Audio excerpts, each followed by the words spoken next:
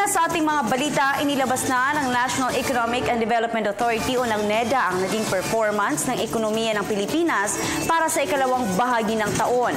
Ang paglago ng ekonomiya ng bansa, alamin natin mula sa aming kasamang si George Bandola.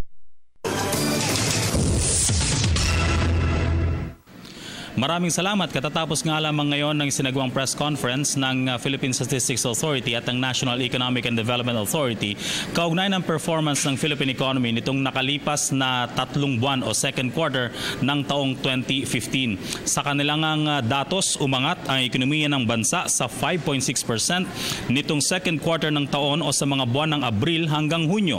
Sa report ng Philippine Statistics Authority, bagamat mababa ang GDP growth kumpara noong nakarang taon, bahagyang tumaas naman daw ito kaysa sa 5.0% GDP growth na naitala noong mga unang buwan ng Enero hanggang Marso.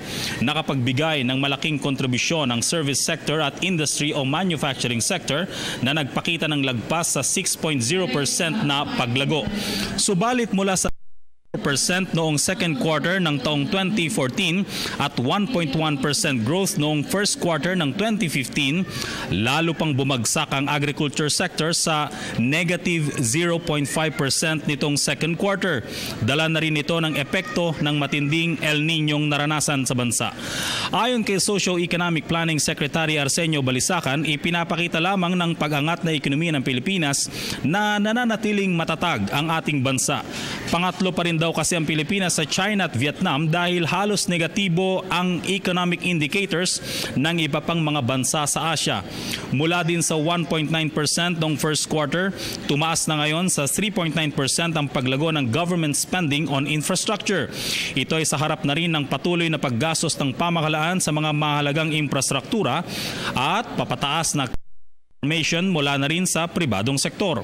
Dahil dito, nakikita ng NEDA na kayang tumugon ang Pilipinas sa mga hamon maging ng pagbaba ng ilang merkado sa ibang bansa. Pero ayon kay Balisacan, imposible nang maabot ang target na 7 to 8% GDP growth sa taong 2015. Tinatrabaho na raw ngayon ng Technical Working Group kung ano ang magiging bagong economic forecast ng bansa. Mas naniniwala daw ang NEDA na kayang abutin ang 6 to 6.5% growth sa pagtatapos ng taong 2015.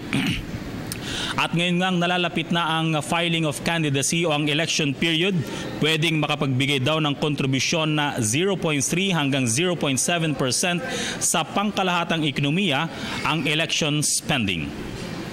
Mula rito sa PSA kasama ang Unit 3 para ng Bayan, George Bandola.